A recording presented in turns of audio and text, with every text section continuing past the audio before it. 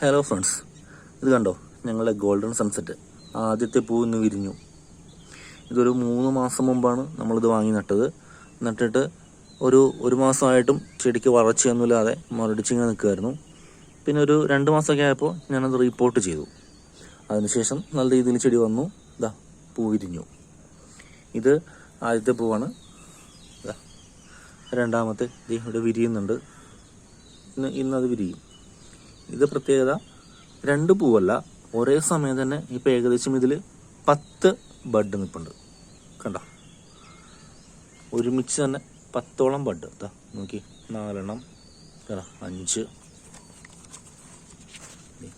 ഇവിടെ ഉണ്ട്. ഈ വിരിഞ്ഞ പൂ ഉൾപ്പെടെ ഇതിലിപ്പോൾ 10 മുട്ടുകൾ നമുക്ക് തന്നിട്ടുണ്ട് ഈ ചെടി ഒരുമിച്ച്. കണ്ടോ, നല്ല ഭംഗിയല്ലേ? ഒരു വെറൈറ്റി കളറാണ് ഗോൾഡൻ സൺസെറ്റ്.